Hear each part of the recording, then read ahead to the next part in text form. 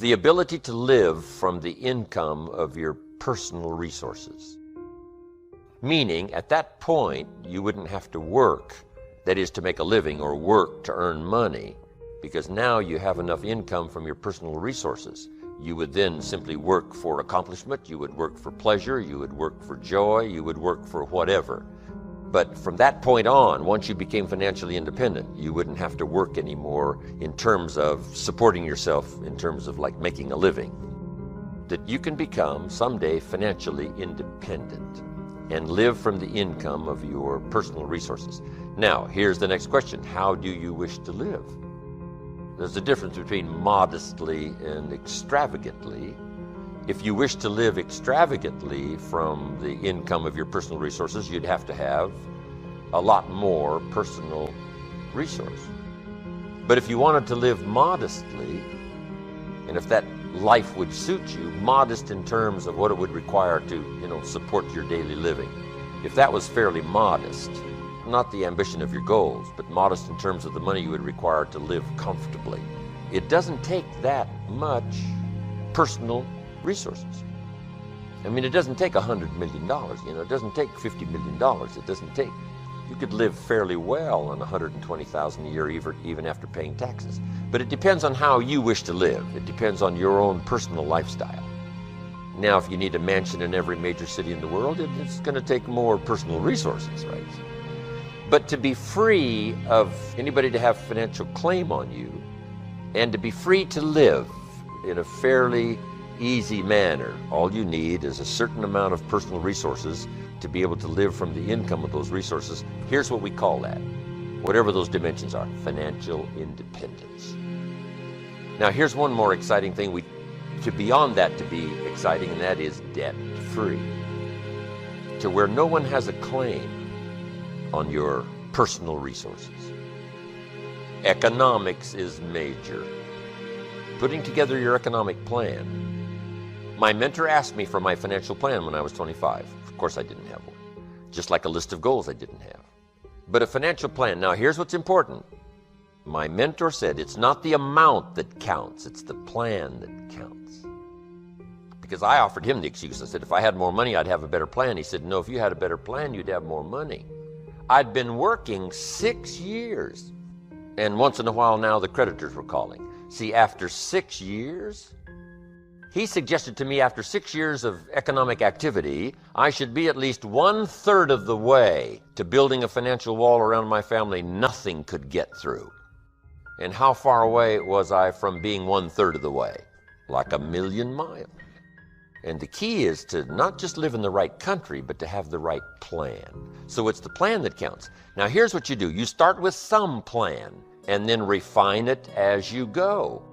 Or you refine it as your needs require, or you refine it as your dreams require. It just depends on what you want, how you want your life to unfold. But now, financial independence, being able to live from the income of your personal resources, that's a goal everybody should set. Now, if you're a little late coming to this plan, you might have to, do a little more stretching than the average person would. Now, the reason why the money all disappears is not because it doesn't exist, it's because the money isn't put in the right plan. So now let's talk about a few other things. One is, some people have to wrestle with, and I had a few questions on, is it okay to strive to be rich? Is it okay to want to be wealthy? Is it okay to go for it? I had to come to grips with that. Some people say, well, it'd be better to renounce all worldly goods and just live a very poverty, spiritual life. And that's one concept. I've got another concept. Try this on for size. If you could do better, should you? That's an interesting concept to consider. Why would you leave the biggest share of your life unexplored in terms of personal development and what that might have achieved, either in the marketplace or at home as a father? Someone says, I'm not going for being rich. I don't think that's really the healthy thing to do. So everybody has to wrestle with that. And I understand that. But I think one conclusion we could come to, with a good, simple, practical plan, there's no reason why you can't accumulate the resources to be financially independent. So now let's talk about it. Here's how Schoaf introduced me to the concept. One is to develop a current financial statement. Now this is primarily going to be a current financial statement of your finances, your money. Now money is not the only value, but make this note, it is one value. It's not the only one, but it is one. Money is not the only measure of success, but it is one measure. It's not the only one, but it is one. That your current income is a measure of your personal value to the marketplace. If your current value to the marketplace is $5 an hour, you get the $5. So, not that a person is only worth $5, but their value to the marketplace is only worth $5. But it's possible to very quickly change those numbers by changing your value. But the numbers do illustrate the value. We cannot leave that concept out.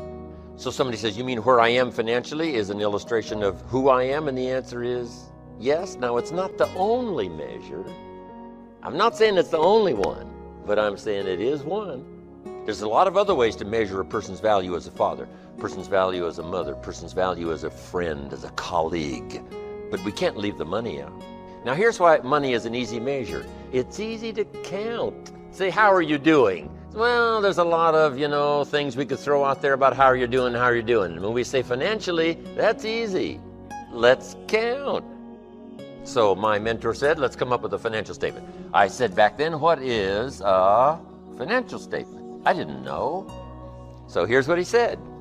You take a piece of paper, draw a line down the center. Over here, you list all of your assets. Everything you can think of that you have that's got value. And then we add this up, the total. Whatever you've got. Your bicycle, whatever you got. Put it on here, put some value on it. That's the total of your assets. Now over here's your liabilities, here's what you owe. And you make this list. So I started putting this together. I said, well, if I do this, it's not going to look that good. He says, it doesn't matter how it looks. It matters whether or not you do it. He said, let's take a picture of where you are currently. As bad as it may be, or as good as it may be, let's take a picture after 6 years. And these are called what? The facts. So I thought, well, okay. He said, you don't have to publish this in the paper. This is just for you. So I started putting my liabilities, my parents that I'd borrowed money from, budget finance, the whole bit. Now assets. Now I am embarrassed. I even put my shoes on here. Salvation Army give you what? $4 for your shoes. Can you imagine the trauma I went through now putting together my first financial statement after 6 years? And he said, if you would have taken this picture much earlier, you probably would have done something about it. So this is what you must affirm now. This is the truth. This is where you are. This is not everything in your life, but this is where you are financially. So then he said, we subtract assets, liabilities from assets, and we come up with current net worth. Now, it's not your total net worth now, I keep emphasizing. It's your net worth financially. And you can imagine my picture did not look very good. Now, here's what he said. Let's start changing this picture. And the change you want in the picture is what? For the asset values to start going up and these numbers to start coming down. And that starts increasing your net worth. Guess how quickly you can do this? Almost immediately. And he said, you cannot believe the excitement of almost daily changing your net worth. Daily changing your net worth. Number one, your self-esteem starts to go like this. It's unbelievable. You've got to do this now. Put together your own current net worth, whatever the picture is. Don't need to show it to anybody. It's just for you and your information. Now let's come to what I teach kids. What should a child do with $1? Where do you suppose someone's financial journey begins? A child with $1. That's where it starts. Now, what road is this child with $1 going to go down? It all depends. It depends on what they've been taught. It depends on what they've been taught, the disciplines of developing a plan for the future. It all depends which road this child chooses. And one of the great illustrations of choosing the wrong road is doing the wrong things with the early resources. Well, what if this child spends the whole $1? Let me give you a clue. That is the wrong road. You say, well, it's only a child and it's only $1. No. And if a child has $1, however he earned it, however he got it, You've got to say to the child, now don't spend the whole dollar. They'll say, why not? It's my dollar. I said, I know it's your dollar. I earned it. I know you earned it, but you can't spend the whole dollar. They'll say, why not? So you take them to the other side of town and show them where people live that spend the whole dollar. And you just drive them around and say, would you like to live here? Kid says, no. Say, would you like to live like these people live? Kid says, no. Then you can't spend the whole dollar. I'm telling you, they will get the message. It only takes one visit. Now, if you already live there, just show them around.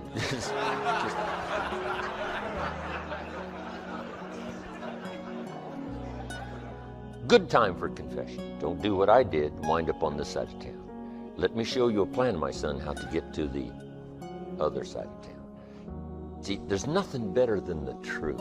You don't need to fool with the truth. It is so dynamic in uncovering the errors of our ways and helping us to set up new disciplines to change it all, starting today, starting overnight, starting anytime. Now, you could wait to start a plan for a couple of years, but why not do it now? So what should a child do with the dollars? Here's what I teach. Never spend more than 70 cents. Somebody says, why? Well, to make it easy, just take my word for it. Don't spend more than 70 cents. You got to pick some number. When I met Shof on every dollar, I was spending about 110%. And here's what I learned. If your outgo exceeds your income, your upkeep becomes your downfall.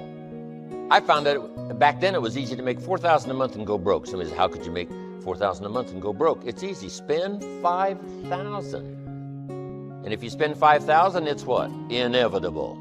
That's a good word, inevitable. Sometimes it's inevitable. Don't spend more than 70 cents out of each dollar. I say, okay, I got that now. What do I do with the other 30 cents? I'm glad you asked. Here's what you do. 10 cents for charity, helping people who can't help themselves, supporting worthy causes. The time to teach kids generosity is early. So 10 cents for charity. Now, here's another 10 cents called active capital, meaning put your money to work. Capitalism. And kids can learn to buy and sell. My old illustration way back on the old tapes was buy a bottle of soap for $2 and sell it for $3. Who can do that? Any kid can do that. Go next door, knock on the door. Ms. Jones, my mama uses this soap. I think you'll find it real interesting. It's only $3 a bottle. She says, well, Johnny, I've already got plenty of soap. He says, you better let me come in and check. Kids don't need a class on sale. They're born to sell. Now, when a child collects $3 and sells this bottle of soap, what should they do? You got to teach them not to spend the whole $3. See, some adults don't know that. Kid says, well, yeah, if you spent the whole $3, you'd be out of business. You got to save back the $2. You've only got $1 now. The $2 have got to go get you another bottle of soap. So it's easy to teach these little principles. Profits are better than wages. Wages make you a living. Profits make you a fortune. Anything to generate a profit, render a service, whatever it is, something simple and easy. Active capital means you are involved. Now, here's the last 10 cents called passive capital, meaning let someone else use your money. Let a financial institution use your money. Some projects require more money than one person can put up. So we have what we call collective pools of money, where you put up some, I put up some, someone else put up some, and we loan it out. And here's what they pay us for using our money. They pay us interest and dividends and increase in stock value. This is the potential here. But now, if you follow this starting at age 15 and allocate the dollar this way, rather than having no plan at all, it's easy to become financially independent by the time you're 35, at the latest 40.